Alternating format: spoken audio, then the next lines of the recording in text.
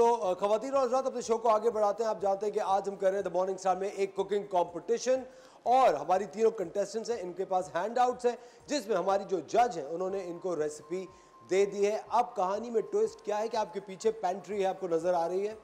हाँ जी। प्लीज उदास तो मत हो, क्या हुआ है? कंपटीशन है, इसकी हारने की सजा सजाए मौत नहीं है। It's just a competition. क्या हो गया? हाँ ये चीज, ये बेस्ट है। हाँ? एक सजा है ना, आपको खाना पड़ेगा मुझे मैं हाँ। फिर आपके लिए सजा हो जाएगी। नहीं बिल्कुल सजा नहीं होगी। सुनिए मेरी बात, आपके पास ये पेंट्री है, ठीक है, और हम आपको देंगे सिर्फ 5 मिनट ताकि आप पेंट्री में से सामान अपनी जो पूरी दुकान है वो यहाँ सके।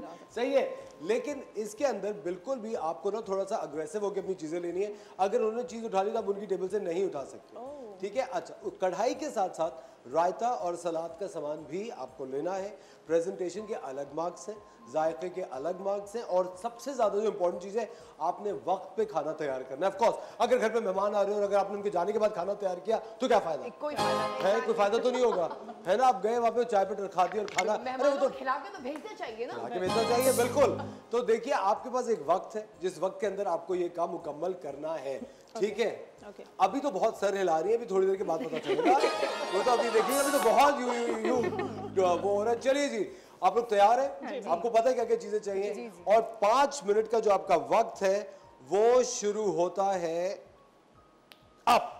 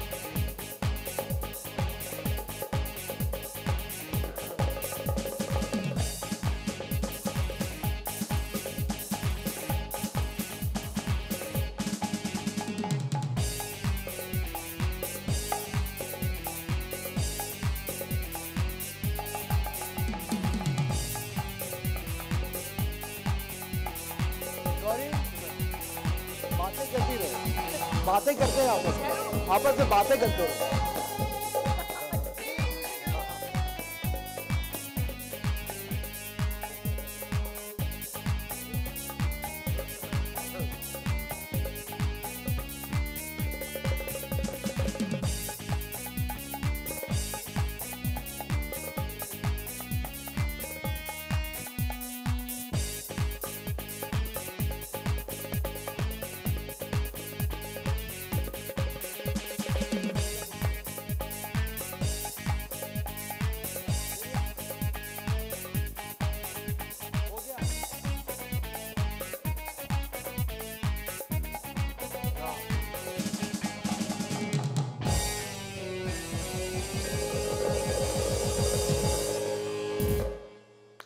अभी मैंने एक क्लोजअप देखा जिसमें हया और शेफ नौरीन इस तरह बातें कर रही थी जैसे पता नहीं क्या हुआ। तो मुझे जोक याद आ गया, सुनाऊं?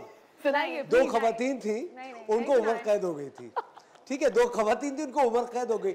अब उम्र कैद को आधा उन्होंने किया, मतलब उन्होंने 2 साल उम्र कैद करने के बाद 2 साल पहले उन्हें आज़ाद कर दिया। जब वो आज़ाद हुई ना तो गेट से निकलते हुए एक दूसरे को कहने की चलो बहन अब बाकी बातें फोन पे करेंगे।